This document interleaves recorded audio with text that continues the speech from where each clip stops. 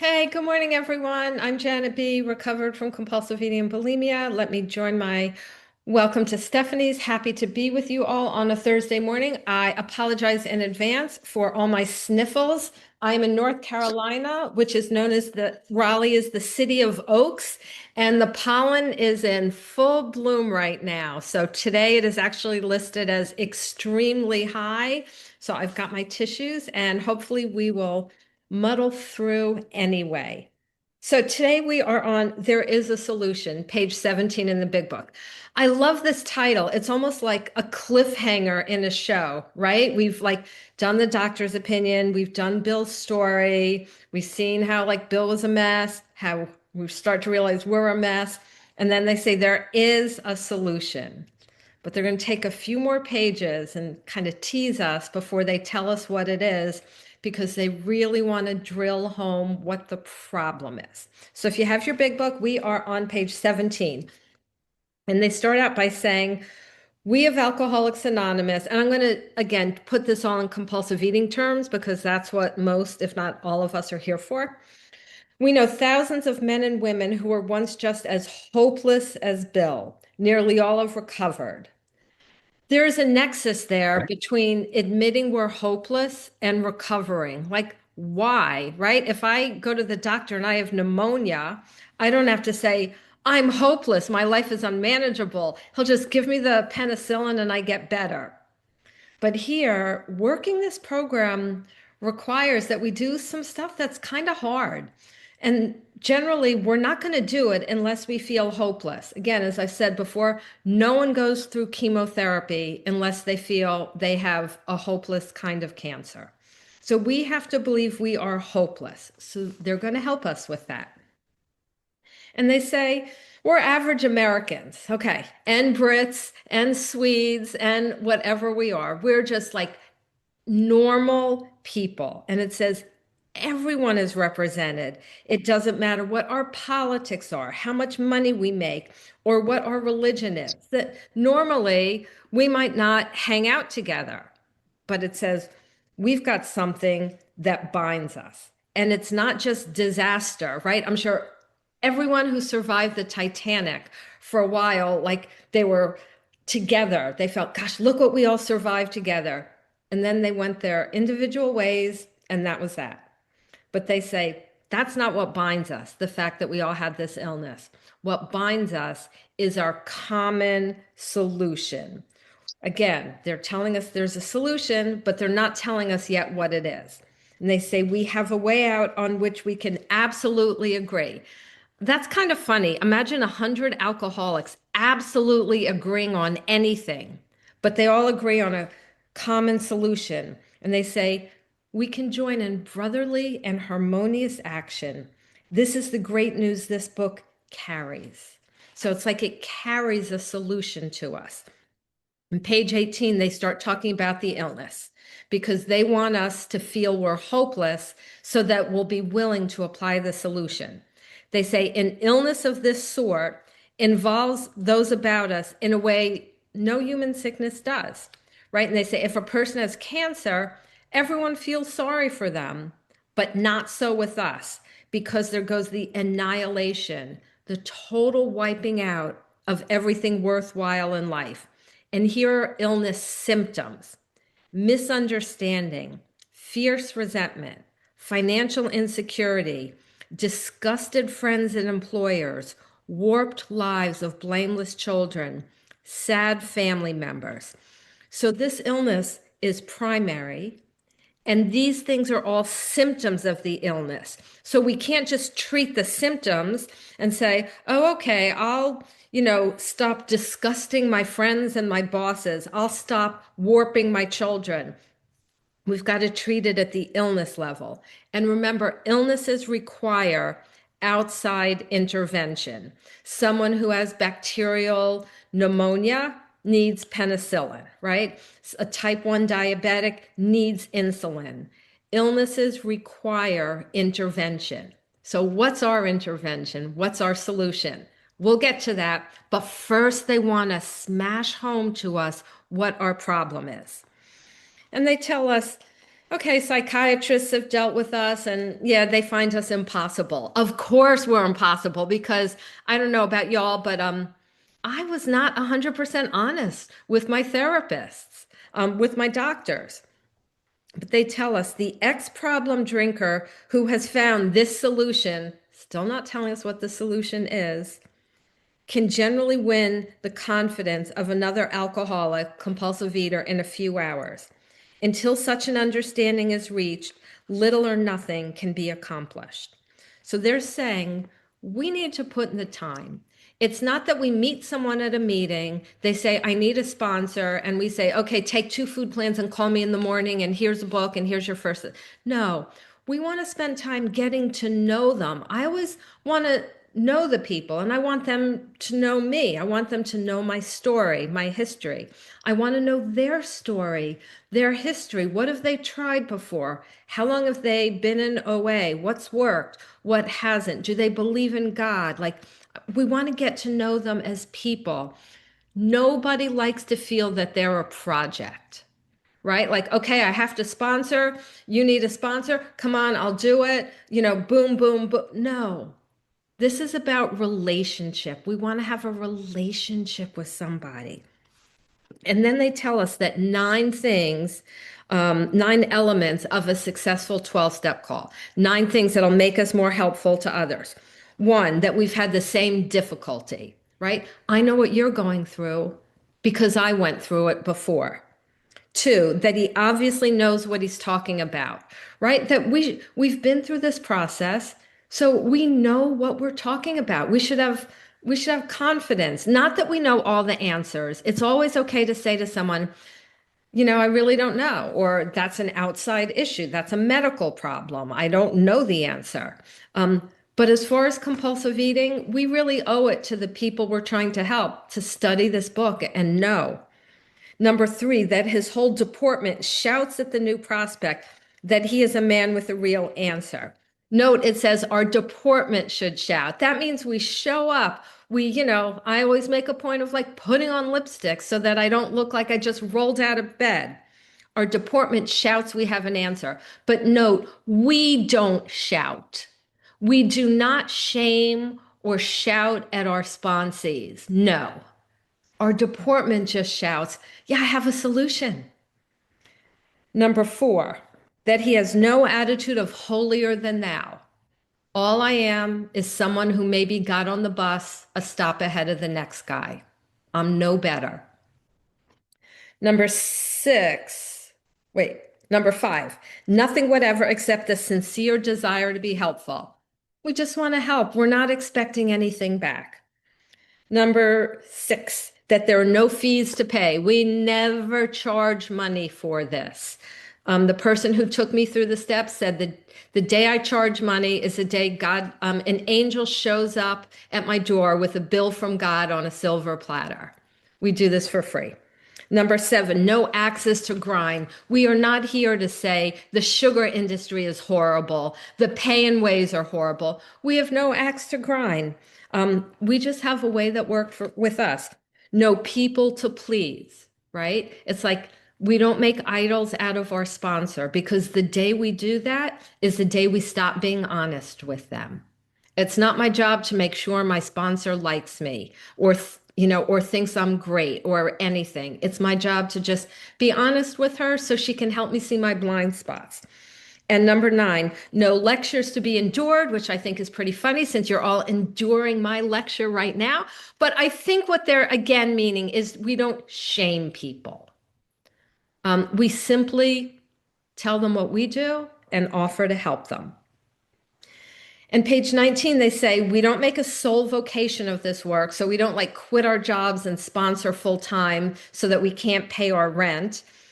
And they say, we don't think it'd be more effective that way. Like we should be out in the world making money to pay our rent. And then they say something really interesting. We feel that elimination of our drinking is but a beginning.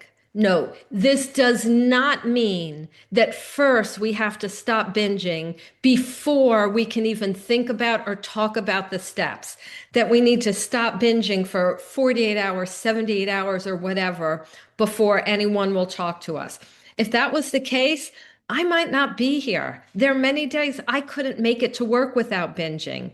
And any of you who've heard my story, you'll have to hear it again for 20 seconds.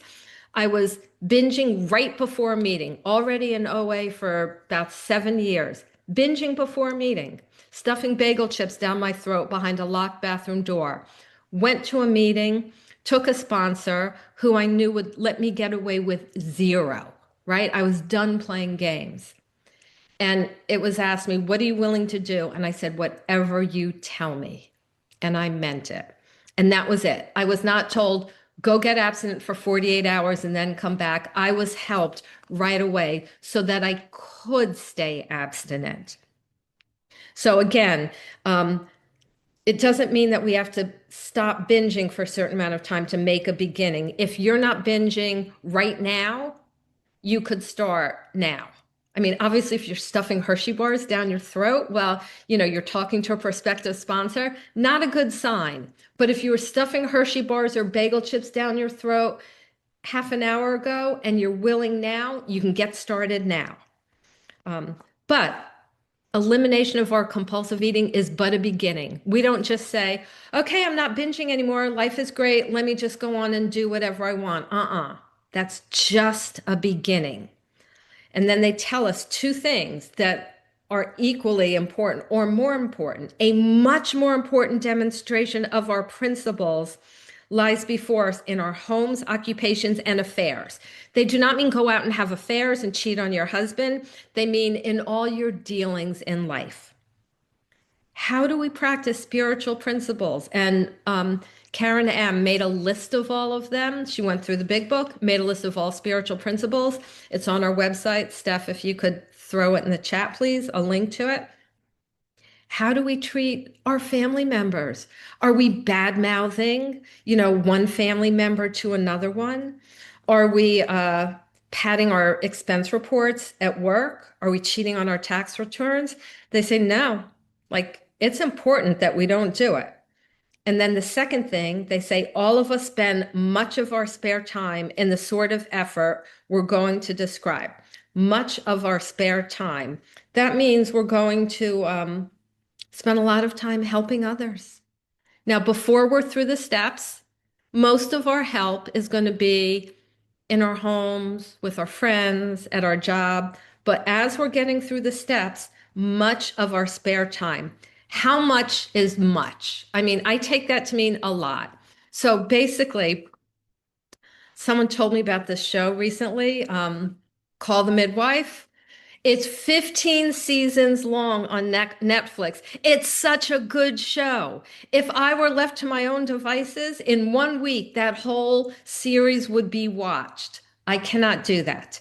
I need to spend much of my time helping others. So that means if I'm watching as many episodes of Call the Midwife as I would like to watch, I'm not spending enough time helping others, right? I need to spend a lot of time helping others, much of my spare time.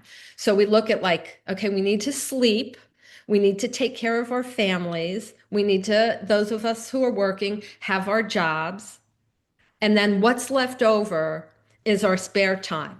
And much of it should be spent helping others. I was asked to speak at a meeting tonight, and it's a meeting where they said there's just going to be like 4 or 5 people. But I said, okay, I'm not going to be a prima donna and say I'm only going to speak to crowds. I'm saying yes. My husband went to Purdue, and we're big, especially him, college basketball fans. And tonight, Purdue is in the Sweet 16 game, big game. I really want to watch it, but I'm not going to because I'm going to spend much of my time helping others because that's how I know I will stay abstinent if I do that. If I called to cancel because I wanted to watch the game, not saying God would take away my protection, but I want as much insurance as I could get. Okay. And then they say, we've started this, but we know, we, meaning the people who wrote this book, we've only scratched the surface. What do we do? And they say, we decided to write this book. So to bring to it our combined experience and knowledge. Again, we need both experience. We've gone through the 12 steps and knowledge. We've kind of studied this book and we know what's in it. And it says we have to discuss medical, psychiatric, social, religious things. We'll try to be non-controversial. And then they give us a spiritual principle so important, bottom of page 19. Most of us sense real tolerance of other people's shortcomings and viewpoints and a respect for their opinions are attitudes which make us more useful to others. So we can think about the people in our families, and I'm sure we can easily think of all their shortcomings and then all their viewpoints that are wrong and all their opinions that are wrong in our families, with our friends. I mean, I don't know about in Europe now, but in America now, big political divides. If people have different viewpoints and opinions, I am supposed to respect them. If people have shortcomings, I am supposed to be tolerant of them, which basically means they roll off my back. I was thinking this morning of an example I could give. Like, I'm thinking, okay, my husband, what are some of his shortcomings that I'm have to be tolerant of? And I couldn't think of any. Not to say he doesn't have any, I'm sure he does. Um, but at the moment, I couldn't think of any. And what a gift. And I think if you asked him, what are Janet's shortcomings, he would say, I don't know, maybe she could be a little neater, but other than that, she's great. Like, what a wonderful way to live, right? Just like not being bothered by other people's shortcomings or opinions. And, if people have different politics, different religious beliefs, different views about how the country or the world should be run, they're telling me I need to respect it. Even if I don't agree, I need to be respectful. Why? Page 20 tells us our very lives as ex-problem drinkers, eaters, depends upon our constant thought of others and how we may help meet their needs. Well, if I'm judging someone, first, they're not going to want me to help meet their needs. And I'm going to be less inclined to because I'm going to consider them not very worthy. But that's really interesting. It doesn't say my life depends on sticking to a food plan or not drinking or going to a certain number of meetings. My life depends on constantly thinking of others and how I can help meet their needs. Why? Why is that so important? Well, remember in chapter 5, it says the root of this illness is selfishness and self centeredness. So, if that's the root, I need to kind of do a root transplant and practice the opposite, which is other centeredness and God centeredness. That's my solution. So then they go ahead and they're really diving into step 1 now. You may have asked yourself why we became so seriously ill from drinking. And you may be asking yourself, what do I have to do to stop? It's a purpose of this book to answer these questions. And then they go ahead, page 20, and they list all the things we've tried to do to stop. And they say, we've tried lay off the hard stuff. His willpower must be weak. And then they talk about the 3 different types of drinkers. And notice they don't call them 3 different types of alcoholics, 3 different types of drinkers. So we'll put them into food terms.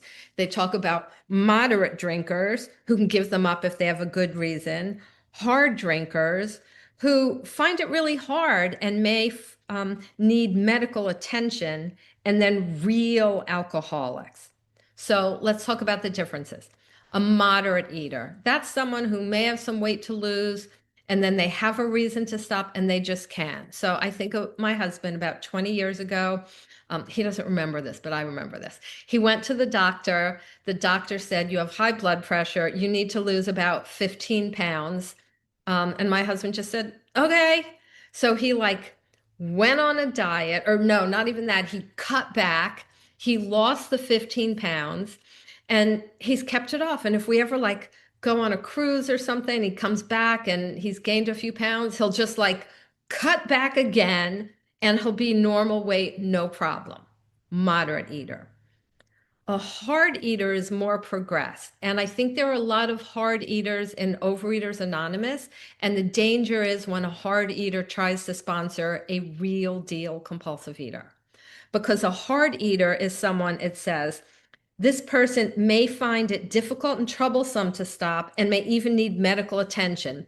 So they need the food plan, the accountability, the hugs, the structure, and they're okay and they can stop. And they say, but what about the real alcoholics? So they're making a differentiation here. And when I think about a hard drinker, I think about my friend Elle's husband. He saw that if he had even one drink, he couldn't stop. So he just said, you know what? I'll never again have one drink because then I won't be able to stop. So he is someone who had the allergy of the body, but he didn't have the obsession of the mind. So he was able to stop, right? No problem. So for him, what happens to an alcoholic when they have the first drink is irrelevant because he never has the first drink. And says, but what about the real alcoholic, the real compulsive eater? They may start off moderate. They may become a continuous hard. So they may start out moderate, become a hard eater, but at some stage they cross the line and they become a real compulsive eater. That may be, they say that's how it works for some people. I was a real deal compulsive eater by the time I was 4 years old. I remember already obsessing about food. So some early, some come into it later. It doesn't matter. Once we got it, we got it. Once a cucumber becomes a pickle, that pickle is never going to be a cucumber again. I'm never going to be a normal eater again. And they say, okay, this person is very puzzling. They do weird stuff. They have a positive genius for getting tight at exactly the wrong moment, particularly when some important decision must be made or engagement kept. So I find this interesting. It's not just when we have difficult emotions. It's when the illness says we're going to binge. We are not in charge. And says the person is perfect, often perfectly sensible and well balanced concerning everything else except liquor or food. But in that respect, they're incredibly dishonest and selfish. Again, that may be a lot of people here. That was not me. I was not well balanced. I was not sensible in anything else. I was just a total not very balanced or sensible person in any area. And they go ahead and page 22 and they, again describe us. We may have liquor, food concealed all over our house. We can't go to work. We go to the hospital. So we go to eating disorder rehabs. And they say descriptions vary, right? We all come from different beginnings. And they say, but why do we behave like that? If hundreds of examples show us that the first compulsive bite means another debacle with all the suffering and humiliation, why do we take that first compulsive bite? And isn't that the $64,000 question that we are all asking? Why do we do it? And here's what they say, page 22. Perhaps there will never be a full answer to these questions. Opinions vary considerably as to why the alcoholic reacts differently from normal people. We can't answer the riddle. So basically, they say, I don't know. We don't know what makes one person an alcoholic or compulsive eater, but we all want to know why, right? We've all spent, or a lot of us have spent like thousands of dollars in therapy to figure out why we became a compulsive eater. And here's why we want to know. We want to know who to blame, usually our parents, right? So we want to figure out why. And you know what? That cucumber goes to who is now a pickle, goes to lots of therapy and figures out who dipped him in the brine and turned him into a pickle. You know what? He's still never going to be a cucumber again. And by the way, when we get to our 4 steps, we need to forgive all those people we're blaming anyway. So it's just not even worth it to start looking for who to blame. In the I don't remember the name of the chapter. It was one of the stories written by one of the women. And she said, I did not become an alcoholic because of what happened to me. I became an alcoholic because of the way I responded to what happened to me. So again, they say, we don't know why, but what we do know, bottom of page 22, We are equally positive that once he takes any alcohol, any compulsive bite, whatever, into his system, something happens both in the bodily and mental sense, which makes it virtually impossible to stop. So we take the first compulsive bite and then we can't stop. And they say these observations would be academic and pointless, page 23, if our friend never took the first drink, the first compulsive bite, thereby setting the terrible cycle in motion, right? It's like to Elle's husband, it's academic and pointless what happens to an alcoholic who takes the first drink because he doesn't take the first drink. Therefore, the main problem of the alcoholic, the compulsive eater, centers in the mind rather than the body. It centers there, but it doesn't start there. Page 64, it says, once the spiritual malady is overcome, we straighten out mentally and physically. So it starts in our spirit, in our soul, and then like sets up command central in our mind and just controls us. And they say, we don't know why. If you ask any alcoholic, any compulsive eater why, they will laugh it off, become irritated, and refuse to talk. Those to me are the three forms of our denial syndrome. We make a joke about it, we get nasty, or we clam up. All forms of a denial syndrome. But once in a while, we tell the truth. The truth is, we have no idea why it happens. There's the obsession that one day I'll beat the game, but we often suspect we're down for the count.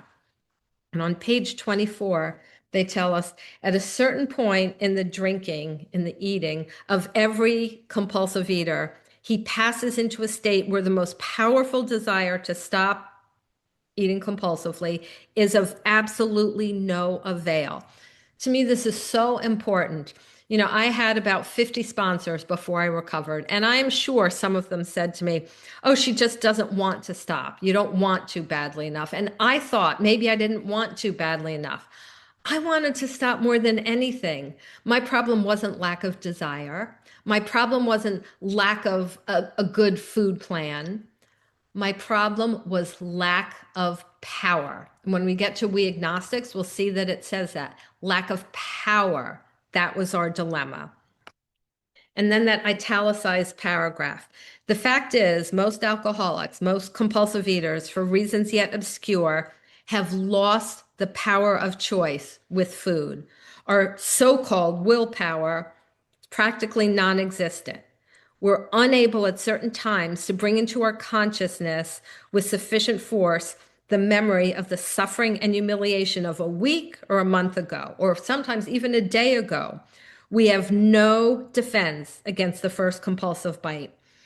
So, what they're telling me is that my memory is usually my defense, but it doesn't work when it comes to food. So, here's how I understand it, that there is a bridge, there's a connection between like my memory and my conscious mind, my will, where I make my decisions. And stored in my memory, right, are data points of dangerous things and how they've hurt me. So I've talked before about how I'm allergic to cats. So if someone invites me to her house and she has a cat, before I answer, my memory scans the data points. You went near a cat, you had an asthma attack. You went near a cat, you got a sinus infection. Generates a thought that runs across the bridge to my conscious mind to say, stop, danger, cats will get you sick. And I tell my friend, I'm very sorry, I can't go to your house. Or I grew up in Miami, used to go to the beach. I got my fair share of sunburns. So now if I'm about to go to the beach and I'm like, you know what, I really don't need to put in sunscreen, my memory quickly scans the data points. You know, you got a sunburn and your face was peeled all, was all peeling. You didn't put sunscreen on, your shoulders were peeling. You felt, disgusting. It was painful. Generates a thought to run across a bridge to my conscious mind. Stop, danger, you need sunscreen. So I put on my sunscreen. And you would think with food it would work the same way, but it didn't. And here's what happened. So my best example that I always give is when I was in college, I used to binge on, well, pretty much everything. But my favorite thing was these cookies. They would come in a box of 20. I would tell myself I'm just going to have one or two cookies, not boxes. But we know how that story ended with one or two boxes, my head in the toilet, unable to go to class the next day. So here I am about to go downstairs, buy my cookies, and just have one. My memory does its job, scans the data points. You said you're going to have one cookie. You ate a whole box. You made yourself throw up. You couldn't go to class the next day. You said you were just going to have two cookies. You ate two boxes. You were miserable, blah, blah, blah. All these data points. Grabs it, generates a thought to run across the bridge to my conscious mind to say, stop, danger. You won't be able to stop at one. Or if I was telling myself, I don't care, again, generates a thought that says, you do care. You won't be able to stop and you will care tomorrow. Except, unlike with sunscreen and cats, the bridge was broken and the thought couldn't get across. The memory of past binges and the horror of it couldn't get across to protect me. I was hopeless. I had no effective mental defense. So what do? Right? Well, we know last paragraph on in the chapter more about alcoholism says that the alcoholic has no effective mental defense. His defense must come from a higher power. So I was sunk, right? And they tell us, bottom of page 24, when this sort of thinking, the broken bridge, is fully established in an individual with compulsive eating tendencies, right? With the physical allergy to certain things, or just the process allergy, like being unable to eat without sticking my head in the toilet and throwing up. We've placed ourselves beyond human aid. These stark and ugly fact have been confirmed by legions of alcoholics, legions of compulsive eaters throughout history. And then page 25, this chapter is called There is a Solution. And now they are telling us the solution. But for the grace of God, there would have been thousands more convincing demonstrations. So many want to stop, but cannot. That is our solution, the grace of God. And all it means is unmerited favor. We don't have to attach any religious connotations to it. Unmerited, undeserved favor. So many want to stop, but cannot. Desire isn't enough. We need the grace of God. Well, how do we get it? Then it's next paragraph. There is a solution. And they're basically kind of summarizing how we access this grace of God. Almost none of us like the self-searching, the leveling of our pride, the confession of shortcomings, which the process requires, meaning not optional, requires for its consummation. But we saw it really worked in others, and we had come to believe in the hopelessness and futility of life as we'd been living it. When therefore we were approached by those in whom the problem had been solved, look at it, passive, not who solved their own problem, whose problem had been solved by God. There was nothing left. We were out of options, nothing left but to pick up the simple kit of spiritual tools laid at our feet. And the simple kit of spiritual tools is the 12 steps. We have found much of heaven, and we have been rocketed into a fourth dimension of existence of which we had not even dreamed. How beautiful, like we have been rocketed. Again, the passive voice. And they talk about this fourth dimension. So I was thinking, where else do they talk about it? In Bill's story, page 8, he says, I was catapulted, rocketed, catapulted into the fourth dimension of existence. I was to know happiness, peace, and usefulness in a way of life that is incredibly more wonderful as time passes. So just like this illness is progressive, recovery is progressive too. And we can know more happiness, more peace, and become more useful as time passes. And then one of the best paragraphs in the book, page 25, the great fact is just this and nothing less. So y'all, they're telling us to settle for nothing less than this, that we have had deep and effective spiritual experiences, which have revolutionized our whole attitude toward life, toward our fellows, and towards universe. When there's a revolution, there's like a new sheriff in town. things are different now. New change of guard. What's different? The way we think about God, toward other people, toward God Himself. And what becomes the central fact of our lives today? What defines me? The central fact of our lives today is the absolute certainty, like we're positive, that our Creator, that's another name for God, our Creator has entered into our hearts and lives in a way which is indeed miraculous. That God didn't just like create the world and sit up there on some cloud watching Netflix for eternity. He's entering into our hearts and lives in a way which is miraculous. Miracles aren't limited to like biblical times. Here and now, miracles. And what's the first miracle they say? He has commenced to accomplish those things for us which we could never do by ourselves. What couldn't I do by myself? I couldn't stop binging. And they're saying, God does this for me, does this for me. And they say that is a miracle. And how do we get this? Well, step 12 starts with a promise. Having had a spiritual awakening or a spiritual experience, used to say in earlier editions, as the result of these steps. We go through these steps, and this is what's promised to us.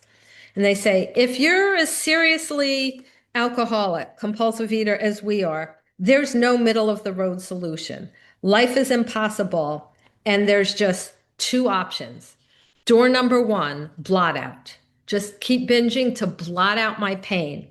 Or door number two, accept spiritual help. They say, we don't have a door number three. There may be out there, a door number three. And if someone thinks there is, they should try it. Blot out, accept spiritual help. And then page 26, they talk about a guy who went to see Dr. Young and wished above all to regain self-control. So, he flew to Europe from America to find a psychiatrist.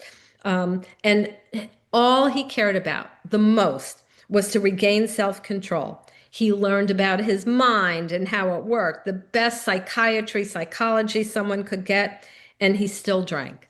And he said to the doctor, Doc, give it to me straight. And the doctor said, you are utterly hopeless. You're going to have to hire a bodyguard or be locked up if you want to not drink. And then they say, but this guy still lives and he's free. He doesn't have a bodyguard and he's not locked up anywhere. And he can go anywhere on earth without disaster, without drinking, page 27, provided he remains willing to maintain a certain simple attitude.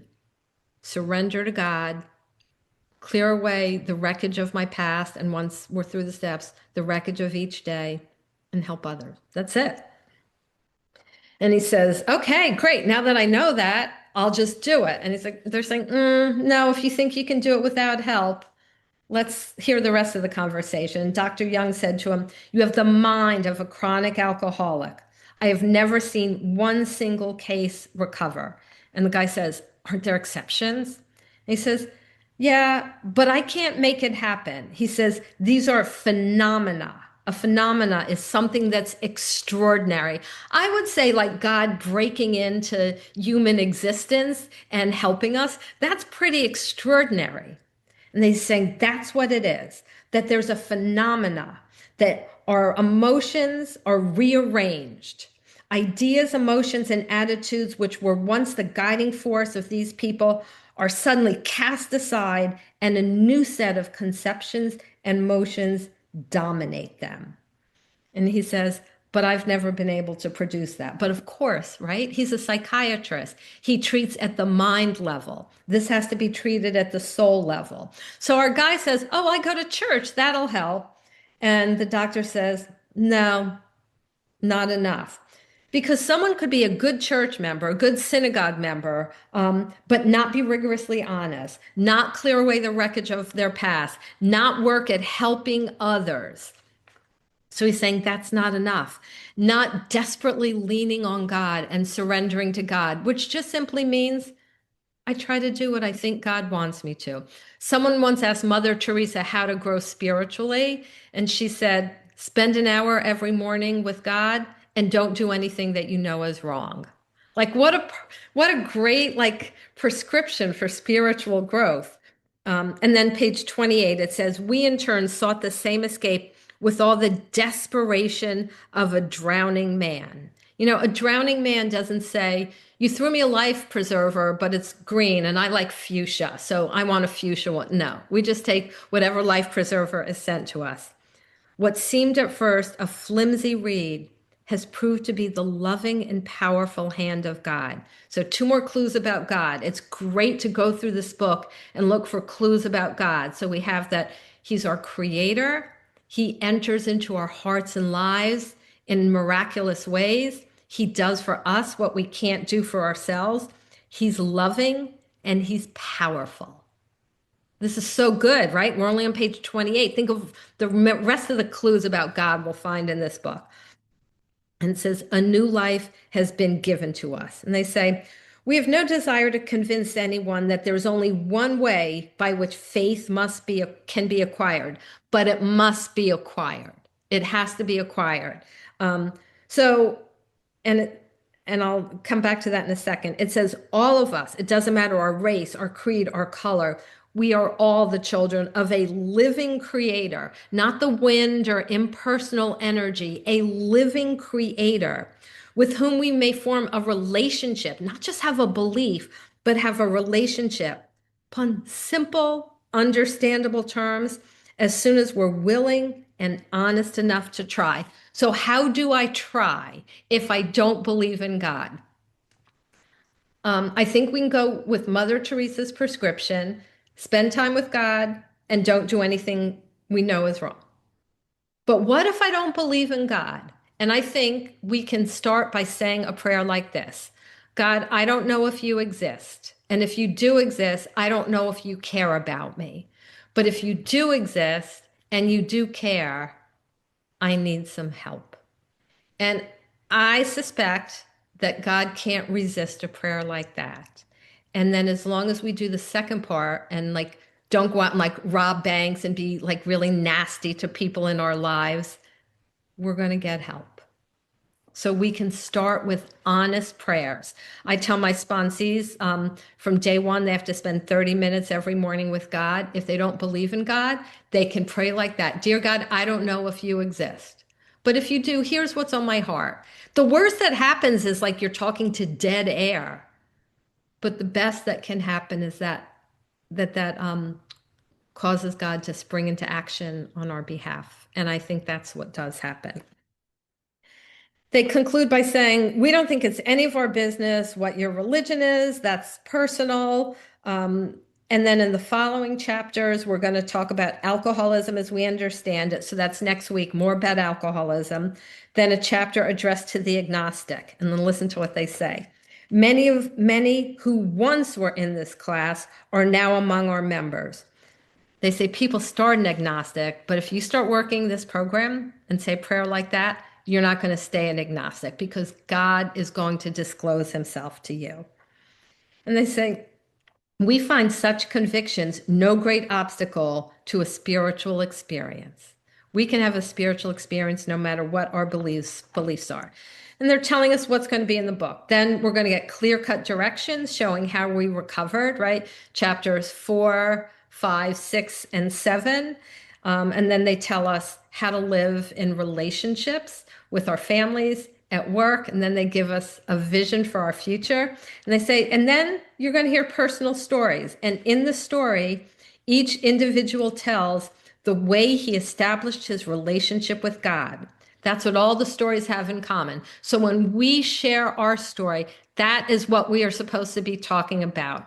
How God launched his search and rescue mission for us. How we got our relationship with God through these 12 steps. They say, we hope no one will consider these self-revealing accounts in bad taste. Our hope is that the alcoholic men and women, the compulsive eating men and women desperately in need, right? That's our audience, the people who are desperately in need, will read these pages. And by disclosing ourselves and our problems and the way God solved our problems, they'll be persuaded to say, Yes, I'm one of them too. I'm a real deal compulsive eater, and I must have this thing. What is this thing? A relationship with God, where He enters into our hearts and lives in a way which is indeed miraculous.